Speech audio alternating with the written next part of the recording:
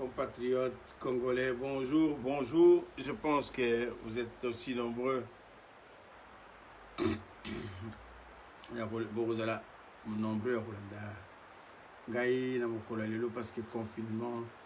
Je sais bien que mikolo yo confinement ezo salande de lobi bana mboka wabi confinement de lokonde zo ko boya mais bon.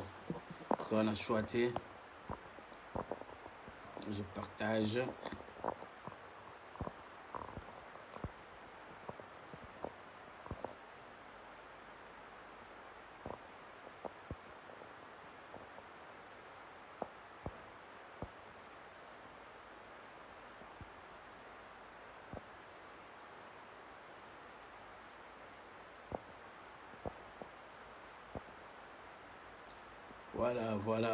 Voilà. Je vous invite si nombreux. Yako partager l'angai ma réflexion oyo. Bravo. Excellence Muzito. Na courage na yo, il faut quand on fait de la politique. Il faut savoir ce courage, c'est vrai. J'apprécie le pouvoir au peuple. J'apprécie. Parce que trop dirait, c'est théâtre qui continue encore de donner un somnifère dans le peuple congolais. Et puis il faut quand même arrêter une fois cette hémorragie, sinon il y a repris sa biso. Il y a repris sa biso maladie moko ezali même nanalité, mais bon, parce qu'on a laissé passer les choses et à présent c'est comme il faut subir. Bravo encore Excellence Muzito na réaction na yo na émission il y a télévision, même si je suis pas d'accord avec ces garçons un peu comportement un peu douteux. En tant que journaliste, je pense que lié à s'attendre que ça a cadeau que kanga batuna piège parce que bazana versement la plupart journalistes tout là qui va journaliste il y a musique, il y a nini tout va changer complètement quand parce que Monique va combattant Betty Penza Moussala Kitoko. Ce que j'ai toujours reproché à la combattant, c'est-à-dire désordre à Makassi. Et c'est pour ça que que Moussala Nabiso, il faut avoir un leader responsable. Je dis que le combat, ceux qui veulent avoir un leader responsable, je suis là, je présente ma candidature. Ceux qui vous êtes d'accord, réagissez, vous me direz. Et puis voilà, moi je vais travailler avec des gens responsables qu'on peut ensemble faire évoluer combat nabiso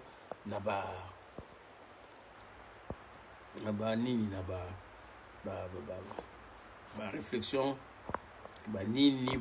projet qui est resté toujours que non combat monter bunda ndenge na ye congolais a tchaka mbongo te, ça c'est du n'importe quoi. Et je suis très critique dans le comportement wana. Et je dis encore haut et fort que Nazali combat Oyo avant au Kangamonguna, il faut appeler les moyens. Et les moyens où tu as toujours un peuple, ce où tu as un peuple, c'est-à-dire la souveraineté. Ce que tu as bino moko na bandenge na bino ya ko flataka batune de artiste, on vend notre combat, on a vendu notre combat, une partie, pas tout le combat évidemment. Na kota qui combat sans réfléchir pourquoi kota qui en citant tous les noms des martyrs comme ça, croyant que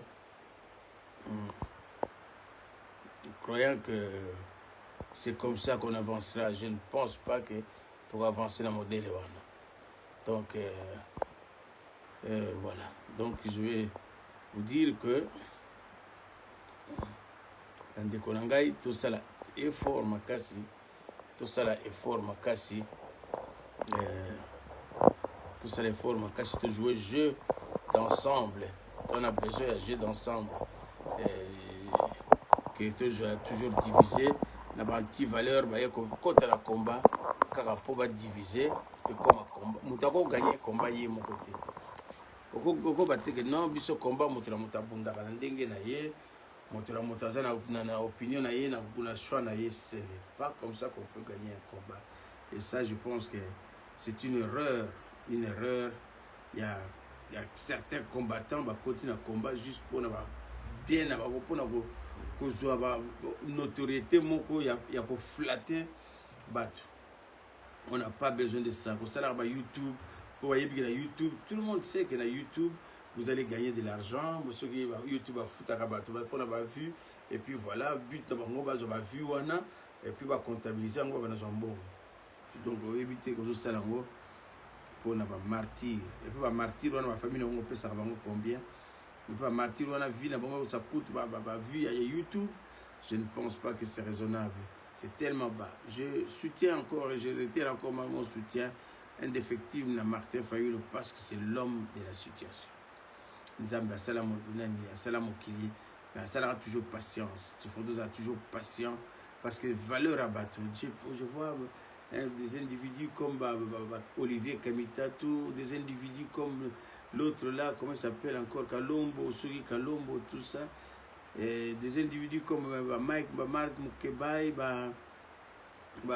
Daniel Safou, nous sommes ajouter ceux qui, comment il s'appelle encore, Jakinda là, donc Makila et Gangi, donc Baza toujours Kolukaka Bambong. Au niveau de Bakar, clairement que dans la presse nangai, dans le Kanga, pour la démocratie, lobby, c'est pour l'argent. C'est pour ça que site à YouTube, c'est pas pour rien pour l'argent parce que quand même il y a des sombayo, katumbi a été mbongo azo ibe abino bazoba, yozo bakoloba ebele bele ma ko sombayo. Donc vous l'autorisez à aller voler pour aller au foot à kabino. Et vous votre boulot c'est de distraire le peuple. Et c'est ça votre mission. Bravo, basi belé na YouTube, ça quand même qu'on se batte.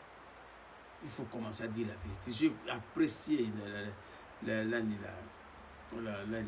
force, l'intervention. Il y a Excellence Mouzito qui a dit Katumbi, qu'est-ce qu'il a pu donner. S'il a même contribué, ça je dis, entre personnes, c'est pas qu'il Excellence Mouzito il fait partie de ces. Si on a parti, on a un groupe politique, selon mes revenus, la partie socialiste n'a pas contribué. Nous avons un degré de contribution. Si vous voyez dans la partie politique, on a aussi des membres sympathisants qui cotisent selon la moyenne. Et s'il a contribué pour Fayulu, à supporter Fayulu, à Yibimbongo, on sait très bien qu'on n'est pas dans un état de droit. À Yibimbongo, Mbongo, wana sikoyo, ye, inga somba, moi, notoriété, mokoboye, ce qui n'est pas encore, je dis bien, ce qui n'est pas encore confirmé. Donc, les gens promettent la vérité. Quelle vérité va-t-il sortir? Est-ce qu'il y a une preuve que Mbongo n'a foutu Fayulu a réception, accusé de réception, il y a autant pour Nanan. Tout ça, la bêtise, tout ça, n'importe quoi, tout ça, peut quand même battre. Congolais, tout ça, la battu, tout ça, la émotionnalité. On ne fait pas la politique sous le coup de l'émotion. Il faut la raison. La raison, être raisonnable. Ce n'est pas parce que midi, pourquoi, que forcément, on a la raison. Jakinda, la pauvre garçon. Comment tu peux tomber si bas? N'est pas Daniel Saf, n'est pas Moukebaï. Donc, bino tout balagé à la poche. N'est pas journaliste est belé. Il y a diaspora. Parce que là, la même erreur. Va tomber sur les miettes, il y a Katumbi. Va Kamita tout un ministre qui va se rallier côté qu'à partir capable même de vendre ma belle la bisoume bande de douane. Il ne arrivera pas. Réservoir, on a déjà comme réservoir. Donc, ça ne sert à rien de venir faire des commentaires ici. Ça ne sert à rien. Ça ne sert à rien. Pour convaincre, vous avez quand même tellement moqué, tellement moqué. Vous avez peuple, mais je respecte beaucoup le peuple, mais il faut que ça même dans moi raisonnement. Mouyibi et Félix Tshilombo Tshisekedi, pour ne pas les citer. À cette catastrophe, à ce que vous soutez pas par le Fayoul reste constant. Fayoul, l'homme de la situation, il demande, même la bus dans la diaspora, même tout le monde dans la partie d'être intègre, de ne pas dépendre. Fayoul ne paye personne. Même Bakilo à Kazaka, personne, beaucoup de gens pensent encore ah non, le corps mobile à Bakazaka, midi, tongo, pourquoi, Abimabo Kazaka, tombo, oui, c'est vrai, ça coûte beaucoup. Moi, il y a qualité, c'est vrai. Mais parce que dans ça, le président Fayoul n'a pas coquille au Tchaïete pour le président Fayoul qui fasse son bilan. Ceux qui n'ont pas Moussala, président Fayoul, il y a bateau, c'est la politique à Bossolo qui va mon banambo comme ça Moussala. C'est ça mandat politique. Il y a président Martin Fayoul qui avant de ça Congo n'a pas valeur il y a solo. C'est pas la valeur en mendicité. Moi, je n'ai jamais mendiant. Nous sommes membres de SIDT, nous sommes membres de la Moukate, mais je soutiens la personne de Martin Fayoul.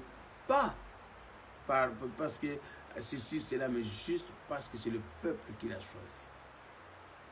Dès que nous soutenons qui est Tshisekedi doit mourir paix à son âme, papa, nous soutenons qui est politiquement, parce que le peuple a pona qui est.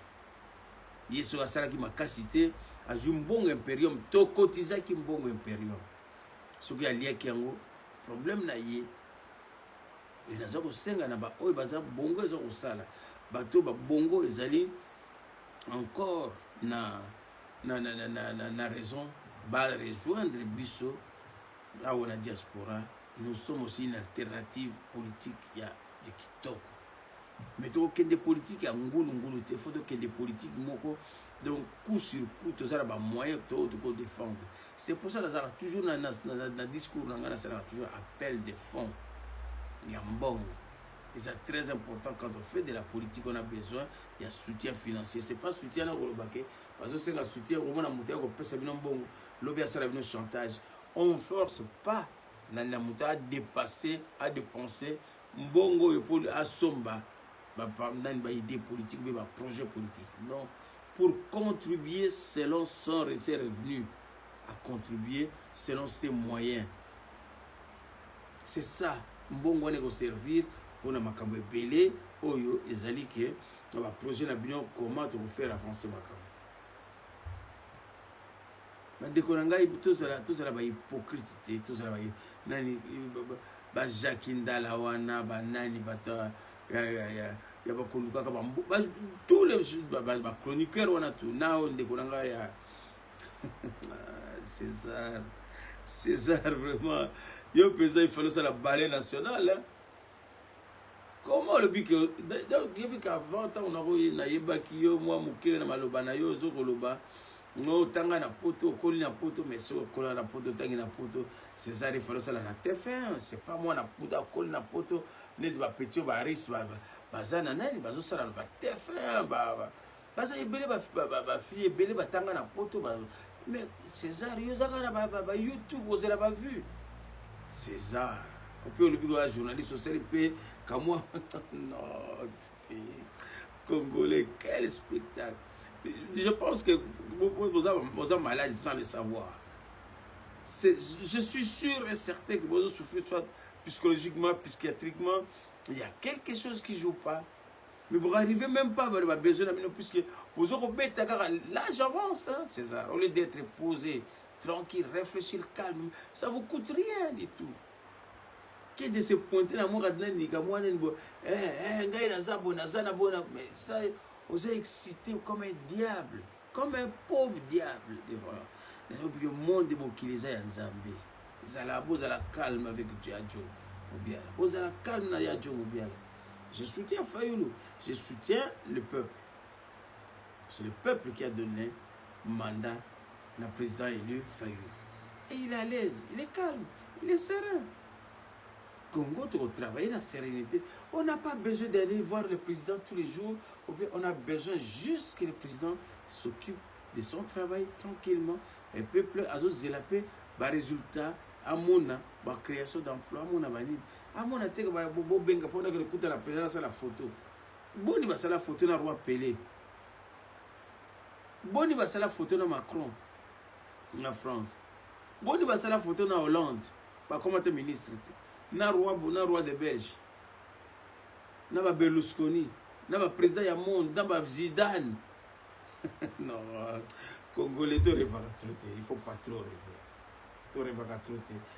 N'importe, c'est pas parce que na président de France, na solo là na Macron, puis na kangaki photo na Macron, que effectivement na commis danger. Ça c'est de la vacherie. Oh, il y a Congolais mutazaka nani. Ça va connerie, sur connerie, vous cultiver, et c'est dommage. C'est vraiment dommage.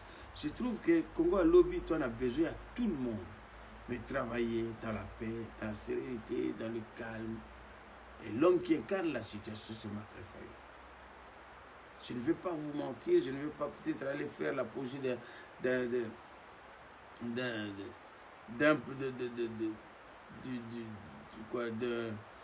d'une idéologie qui est contraire à la volonté du peuple. Non.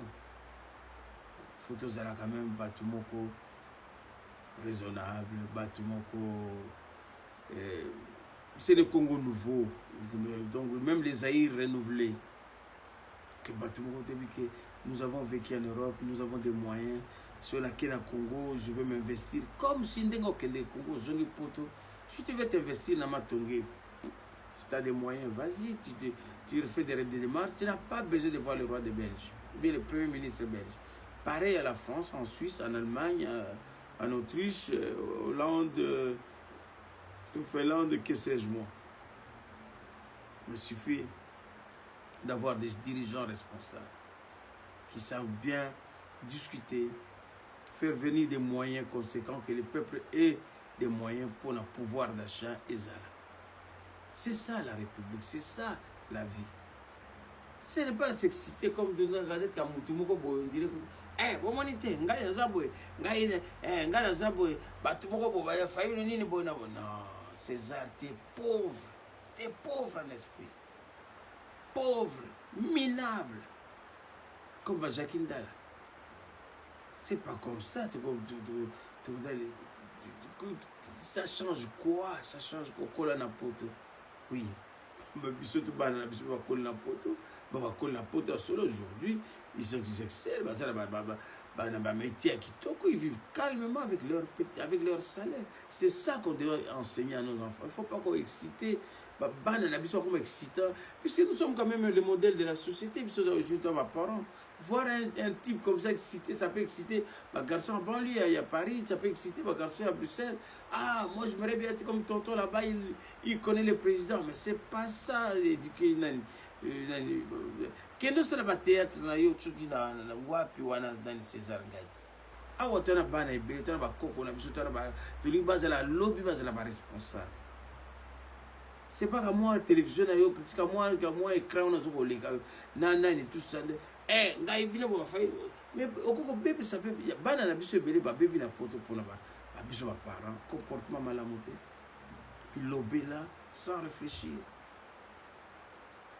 À éviter que, comment on a ah oui, mon pays va mal, qu'est-ce que je dois faire? Ils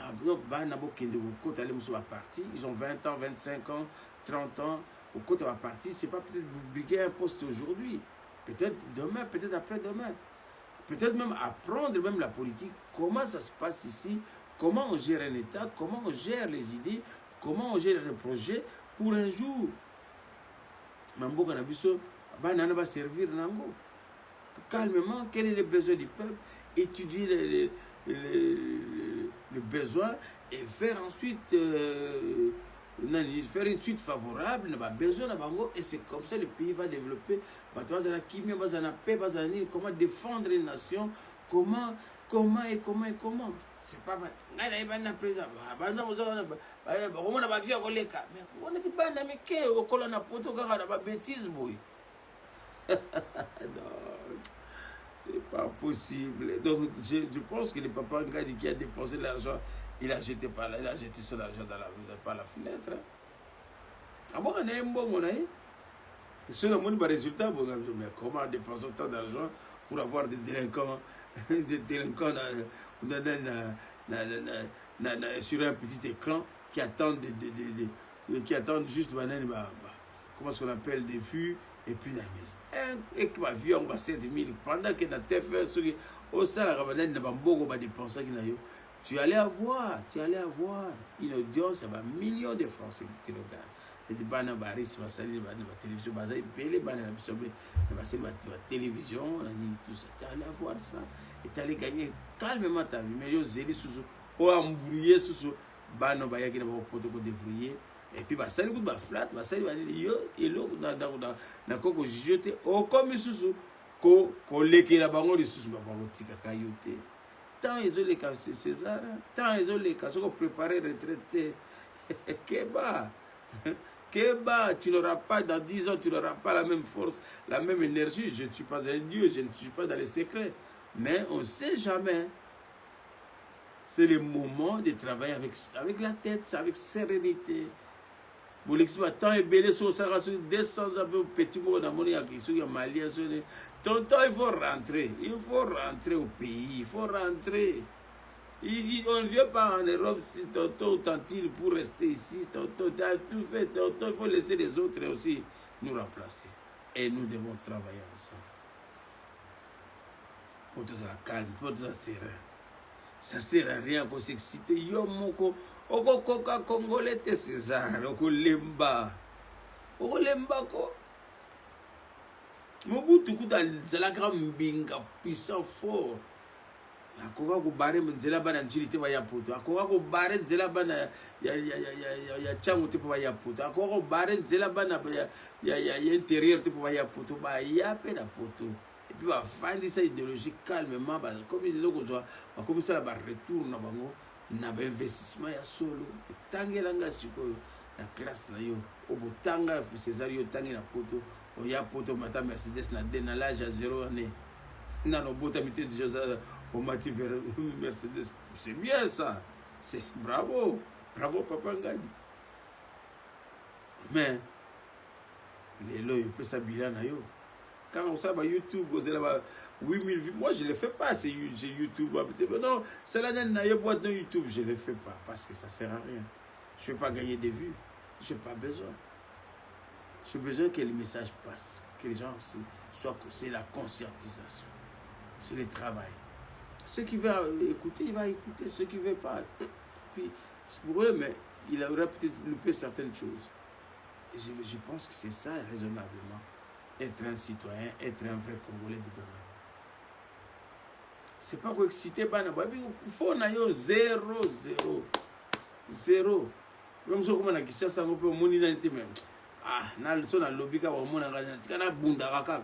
Aux autres dépenser, tu sais l'énergie dans le corps, c'est ça important. Plus aux autres dépenser, ça va te rattraper. Peut-être dans 5 ans, on a la même énergie. Tout le journaliste c'est belé. On te dit qu'il y a ça. Il va exister à sous terre. Comment pulmoner, essouffler. Ah, bon, on les a pas cités. Ça, l'union, c'est pour toi. Kende malembe, conscientiser batu malembe. Tranquillement, comme Fayoul azobeta dada. Azobeta no dada. Azan naïe bien, mais il sait qu'il est responsable parce que il a le peuple avec lui. Mouzito sait qu'il est responsable parce qu'il sait que je suis avec Fayoul parce que il y a le peuple en politique, le peuple, les citadins. C'est ça qui fait la démocratie. C'est ça qui fait la vie d'un homme politique. Respecter son peuple. Respecter le pouvoir émane et l'émanation de la population.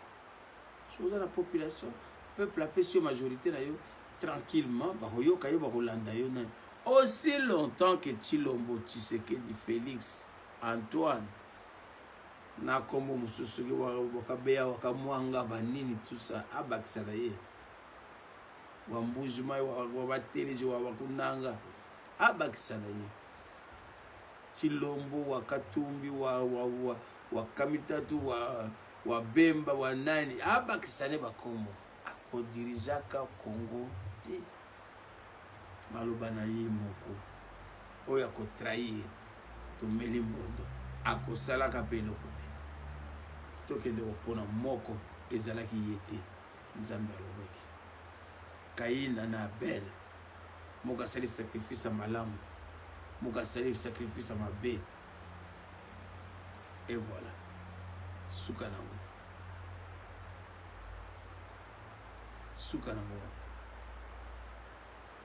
akoma mitelengana. Il y a personne qui est contre Nani. Il y a personne qui est contre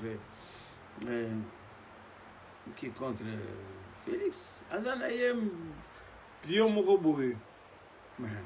Qu'il sache plus ou moins ce qu'il veut. Ou bien tranquillement. Faillu la koufite, le peuple pas koufite.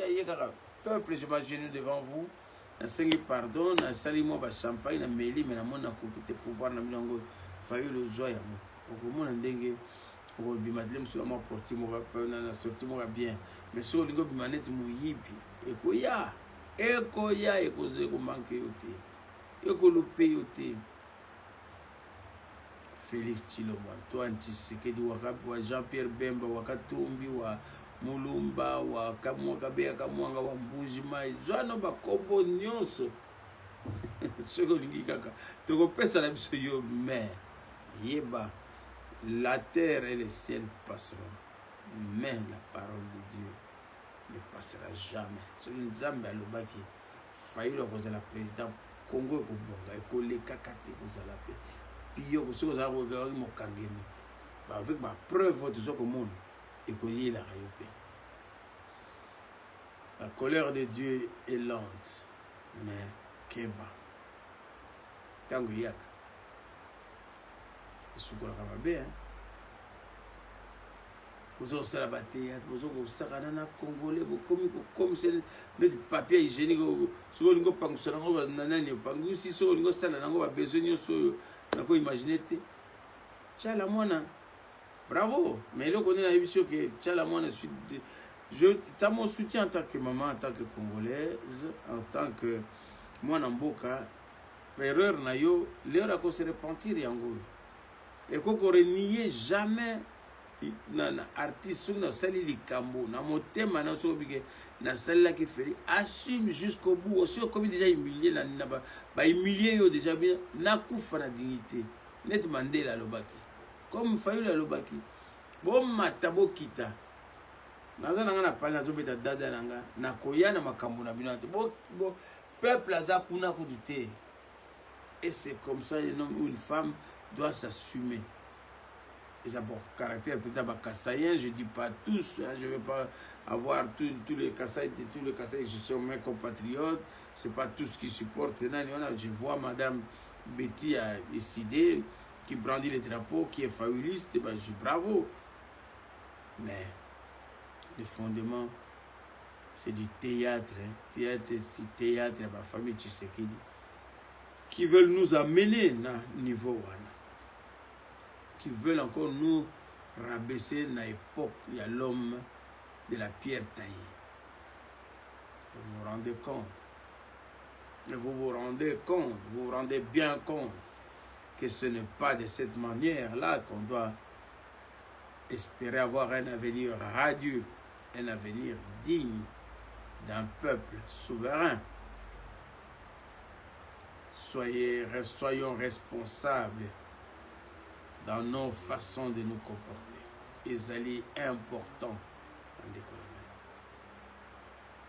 Si aujourd'hui je prends mon courage de venir vers vous, vous exprimer ces sentiments de tristesse, de profonde tristesse, de toute la situation, toutes les situations que vivent notre peuple en ce moment, c'est que il y a des choses qu'il faut vraiment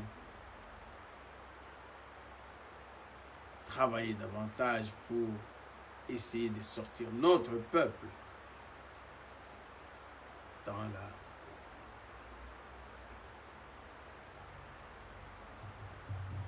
dans la souffrance.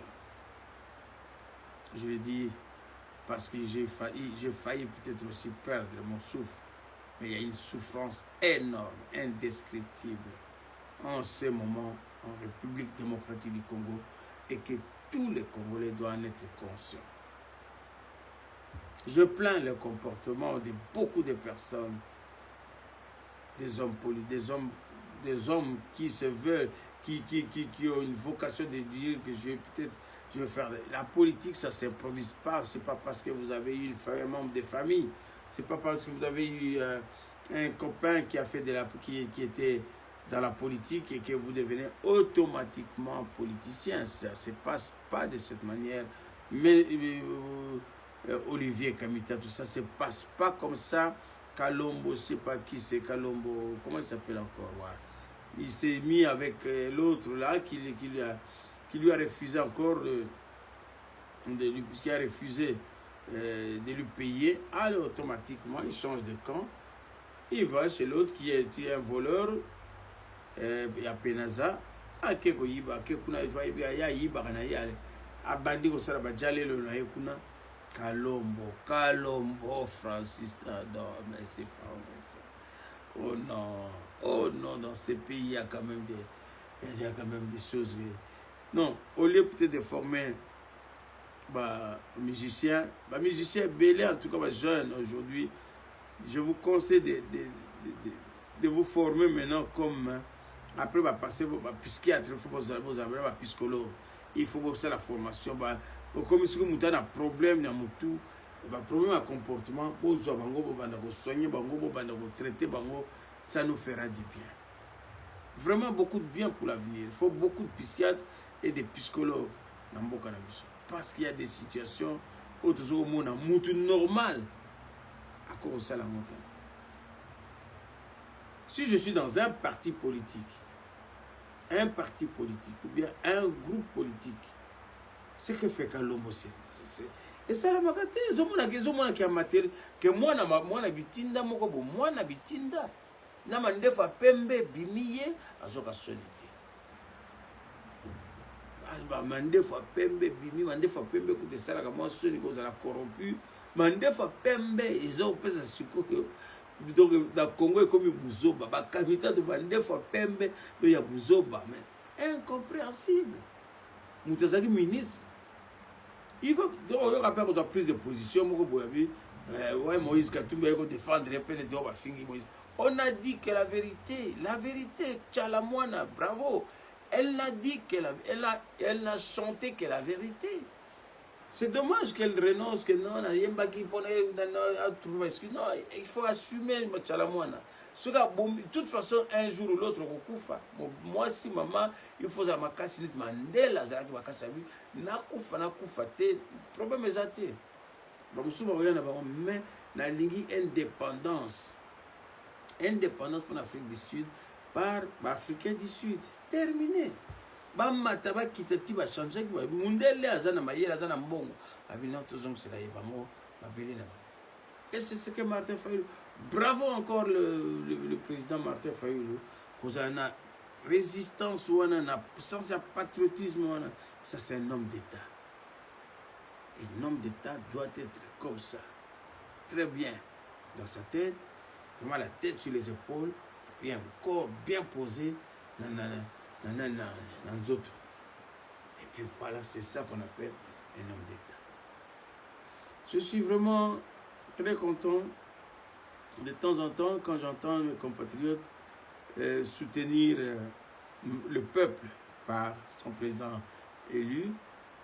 Ça montre que tous années nous avancé. Et puis il y a un Zambé, il y a toujours malem, mais comme il y a besoin que nous on se forme. Martin Fayulu, la plupart c'est des gens de travailleurs qui sont conscients, qui ne veulent pas dépenser l'argent pour comme ça Martin Fayulu, le président voleur, ou bien non. Que Martin sache que Ngaï, si on a comme président, on a mérité en gros, et puis le peuple a mérité Peut que na travailler na comme mungamba na bango na travailler na pesa bango o bazo kozela. Sinon Martin, on vous dira au revoir et puis voilà, vous respectez. Mais maintenant il n'en est pas question. Il a confiance à son peuple et nous avons confiance en lui. Nous continuons dans cette démarche. Bon, parce que quoi, Félix, vous pouvez croire à tout. C'est ça, là, YouTube, il y a 8000 de vues, 8000 vues, d'ailleurs. Ça, là, 8000 vues, d'ailleurs. C'est pas grave. Ça, là, 8000 vues, d'ailleurs. C'est 10 000 vues. On a 61 millions de vues. Pour na mais au fait, vous m'excuserez peut-être parce que vous savez, c'est pas grave. Bon, tous les gens ont biso. Donc, il y a expliqué bien que bandeko nangai. Ça là vraiment très attention dans ma Kambambo dans ce Congo. Bon l'embâté, mais ça toujours pour ça l'appel na financement, il y a diaspora tous à organiser. Ce qui va chef Pazate, moi je me présente aussi le candidat au bako diriger résistance le ba somba kabiso na biteni mutu ba bandi alonolo ba belé na ba YouTube après ba komi na mboka kuna ba pesi moi enveloppe na ye a commune nani la commune est vendue pour Kofinga pour ce n'est pas ça qui va nous faire avancer. Ce qui doit nous faire avancer, c'est le soutien à nos projets. L'objectif nabiso to comment l'objectif nabiso to vraiment to réaliser l'objectif nabiso, c'est ça le but. C'est ça le but de combat nabiso. C'est pas autre chose. Voilà pourquoi chaque fois que nous avons la parole, nous avons le temps, je vous dis ce que je pense. Que Bandeko Nangai, il faut très attention, très attention, ne pas surtout tomber là-bas. La bêtise, Oyo. Il y a Galombo Francis, il y a Jacqueline Dalla, il y a Safou, il y a Moukebaï. Il y a tous ces mondes-là, Ozo Gabanen, tout ça, pour tomber dans la bêtise, Rex Kazadi, comment encore, Henri Mouké, tous ces gens-là, et Belé Souto Yebi, Yebi parce que, Nabasi Mibani, et surtout, Basi Oyo, Sala, Sonia Congo, un jour, vous savez, les premiers, Yamabé, la dernière. Mais combat, Oyo, toujours Bunda, Oyo, la bêtise, distraction, distraction, il y a Tchala Moana, Nambili Abel. Mais, que Bango Mbali Baza, Batumo, Baza déjà perdu, mais, ceux qui Baza encore, maman, maman, il y a respect. Va respecter bana, va respecter moi na mobali bana maman comme boti il faut respecter bana so bazo mona passe bazo lela kota na bozo baté mbili abe vous allez moi si à moto monene kota na bozo baté maman na suki bewana tout en respectant nani je vous d'amour d'amour quoi je vous d'amour c'est-à-dire je vous aime je vous amour. Et puis, soyez vraiment bénis, et que Dieu vous bénisse, tous à la Elongo, dans ma Sika, tout en apportant toujours mon soutien. Dans Martin Fayoulou, et dans Docteur Mukwege, que je n'ai jamais, que je n'oublie pas, que je suis encore de tout cœur dans le combat naïe, et qui continue de réparer encore nos mamans, de leur redonner la vie, de leur toujours apporter d'apporter le soutien. Ce qu'il faut. Merci encore une fois et puis soyez bénis. Bon, balandingai, comprendre le message, pas partager et que ça là bien pour le balandagi bisoté. Merci beaucoup. Soyez bénis.